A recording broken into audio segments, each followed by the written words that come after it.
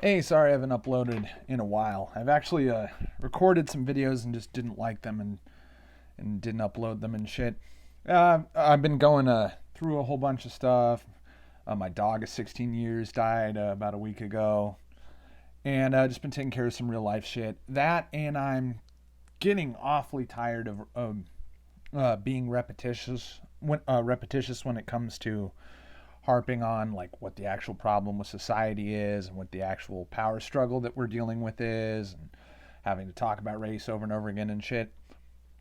But this past couple of weeks gives me an opportunity to actually talk about something current, relevant, and something I haven't mentioned before.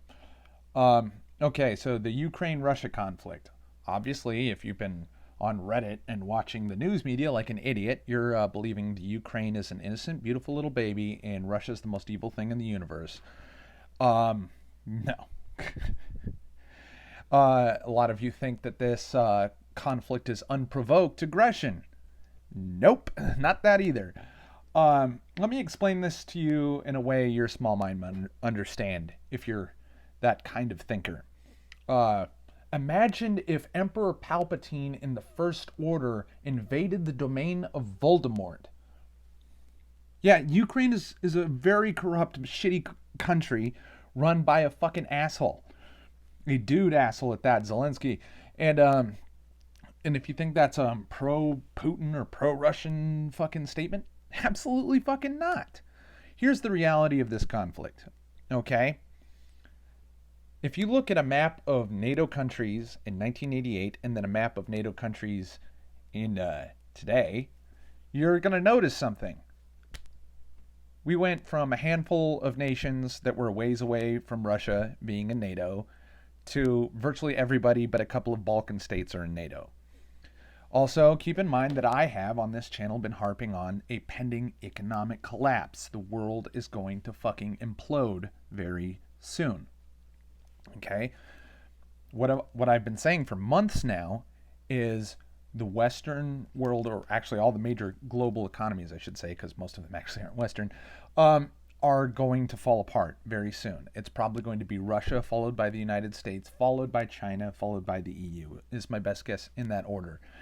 And I've been basically telling everybody, get a gun, get ammunition, start stockpiling food and water and clean water, because shit might get extremely bad. And I was saying that just in terms of this society starting to fall apart. No, or the law and order at the very least falling apart. Wasn't saying anything about potential nuclear war oncoming. However, nukes could start flying once the great big superpowers economies start collapsing. But I didn't think that was likely. Now that there's a Ukraine-Russia conflict and NATO is being all bellicose and shit, do I think nukes are incoming or nukes are going to happen anytime soon? No. No.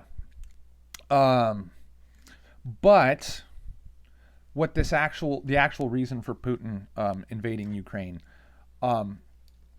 does make me think they might come at some point in the next, I don't know how many years. It depends on how bad the economic collapse is, because what Russia really wants is to prevent Ukraine from joining NATO, prevent basically nukes from being right on their doorstep, and they probably want that warm water port that's in the south of Ukraine. These are all tactical things. Now, Putin has been absolutely willing to destroy the Russian economy to achieve this objective. And he's been working on this objective for many years, since he, invaded Georgia not too long past the fall of the wall, the Berlin Wall. He's invaded Ukraine 2 or 3 times now. And every time it's been more or less because of this reason, because Putin smells bad shit coming on the wind, and he really wants to keep the West from being literally like inside of his front door, more or less, and that he wants Russia to be not completely caught with their pants down from a strategic, land, what's the word I'm looking for, land point of view. And so he's clearly scared, because as a dude who's basically or not a dude, I mean as a guy who is basically the leader of an oligarchical nation that is pretty much like the opposite of what the intended socialist state was, that is basically just run by a bunch of rich businessmen. The fact that he has tanked the fuck out of the ruble to achieve this objective. Before the first time Putin tried to invade a Balkan state, the ruble was about 30 to a dollar. The ruble is like 130 to a dollar right now. It's pretty bad. And the fact that he's been also kind of throwing out his greenest troops with their shittiest, oldest equipment into the Ukraine is a bit weird too. It's like he's trying to conserve anything of any actual tactical value in his country, because this could have been doing a lot better. And a lot of people are just going like, oh, was Putin a paper tiger? They can't make up their mind whether to say Putin's a laughing stock because of how shitty the invasion's been going, or if they want to say he's the scariest, most legitimate threat to the West that's ever been. They can't make up their mind whether he's a pissant or the scariest monster in the universe. And the truth is really kind of right down the middle, all right? They absolutely have the power to do way worse than this. They're avoiding it. I also think that they might be trying to do as bloodless of an invasion as they can,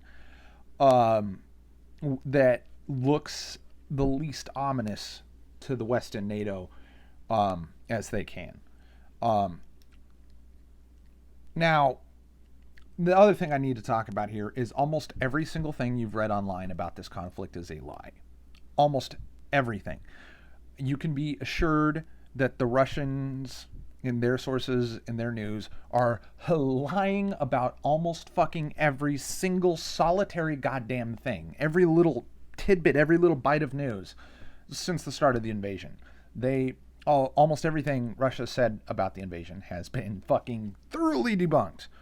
Now, Ukraine. Almost every single thing, any reporter from Ukraine, any government source from Ukraine, anybody in Ukraine, anything they fucking at all said about anything related to this invasion and this conflict over the past week has been a lie. Every solitary tidbit, segment of information, every little bite has been a lie. It is virtually impossible to know what is happening unless you're actually fucking watching video of it, and even then it can be a little bit strange with the amount of civilian vehicles being involved in this conflict, and also the fact that the uniforms of the Russians and the Ukrainians are virtually identical. In fact, you've probably seen before that there was like Ukrainians posted this picture of some dudes in camo surrendering, lay down on their belly, and said that there was Russians being captured. And the Russians posted the same image and said it was Ukrainians being captured.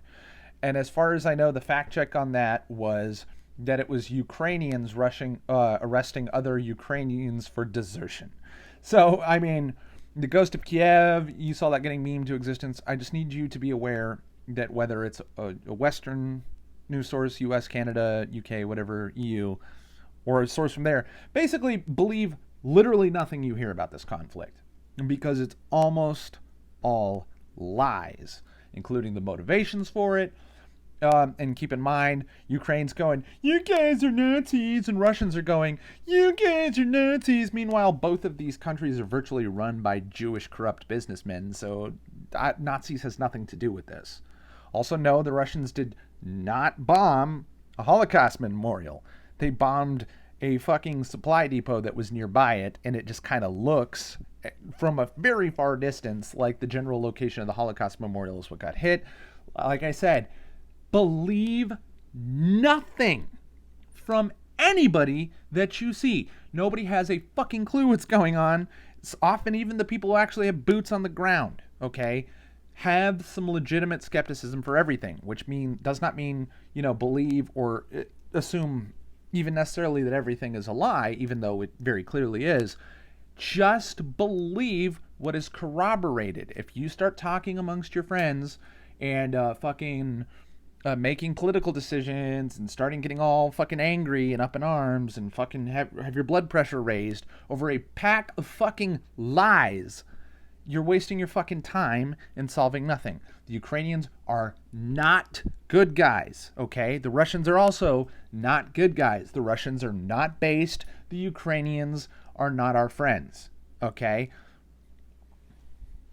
They're just a couple of corrupt assholes who are fearing the end that is very rapidly barreling down on us and fighting over the best possible position to be in once that end is coming. I can assure you that what I've been saying, and my prediction has not changed at all. Actually, it might have changed a little. I've been predicting that in the next 24 months, there will be a recession, actually a depression to end all depressions globally. The only thing that's possibly changed about my opinion in that matter is moving the timetable up. So, I've been suggesting to you guys, buy a gun, buy ammunition, stockpile potable water and non-perishable food.